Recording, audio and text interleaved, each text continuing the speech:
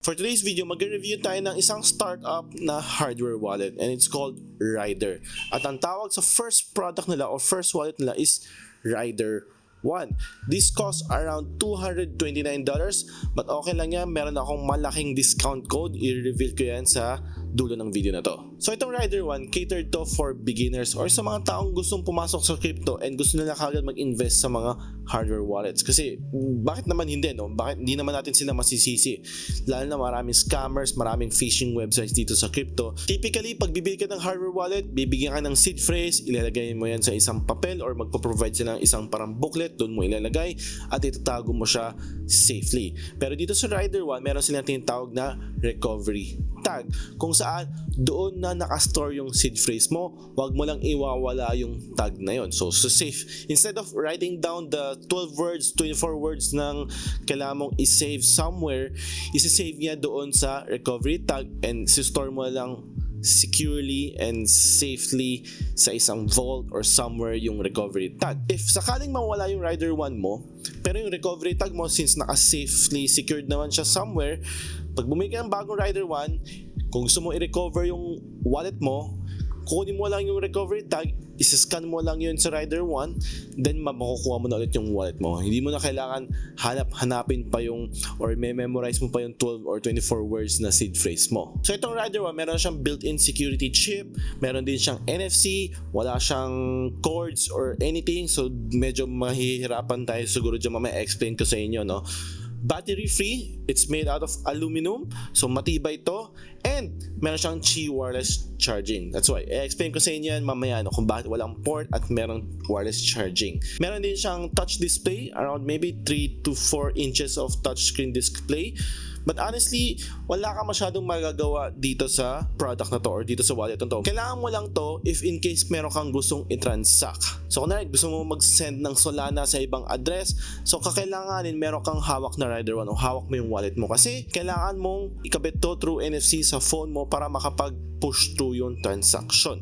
Which means, if nasa labas ka ng bahay at di mo dala yung Rider 1 at gusto mo mag-send ng Solana sa friend mo or Bitcoin sa friend mo, hindi mo yung magagawa kasi kailangan mo yung Rider 1 para makapag-push through ng transaction. Now, let's talk about the battery and charging. So, paano mo ba i-charge to? Kasi mapapansin mo, katulad sinabi ko na wala siyang USB Type-C or any other port sa mismong Rider 1, no?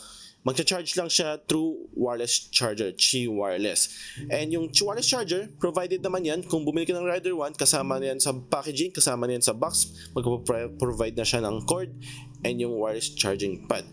So ang cons lang dito is if in case wala kang charging pad or nawala mo yung charging pad mo, kailangan bumili ng separate charging pad para ma-charge mo tong Rider 1. Mag-rely ka heavily on wireless charging, no? There's no way ma-charge mo to ng through cord, unfortunately. Now let's talk about the features. So itong Rider 1 is very simple and basic, no? Deposit ka ng assets dito, withdraw ka ng assets dito.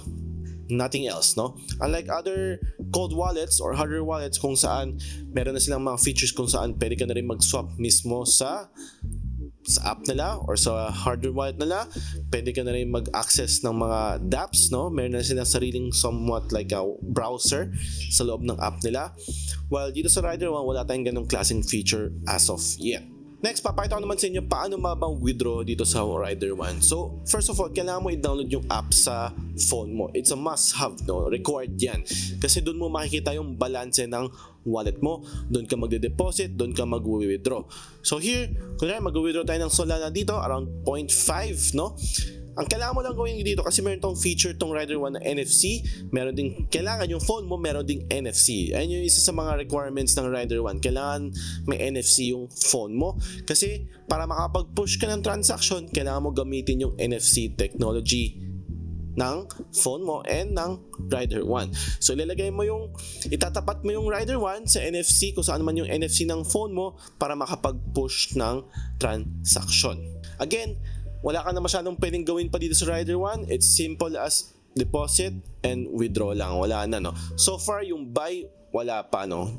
Siguro next time, makapag-buy ka na directly gamit yung credit card mo or yung e-wallets mo para makapagbili ka ng maybe USDT or ng Bitcoin para ma-store agad yan sa wallet mo. But for now, wala pa yan. So anong conclusion ko sa Rider 1? So first of all, pag-usapan natin yung price na $229.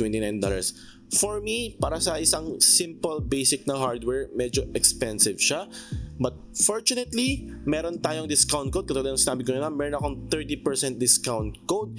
I-leave ko na lang link sa description. So from 229, maybe around magiging 150, 160 na lang. So much more forgiving yung presyo niya. Second is, gusto ko yung the fact na meron kang recovery tag, hindi mo na kailangan ilagay pa sa papel yung seed phrase mo. It's prone to hacking kasi kung nilalagay mo yung seed phrase mo sa papel. Paano kung may nakakita ng papel nyo, di na access na niya. While yung recovery tag, wala pa silang kamalay-malay kung para saan yung recovery tag.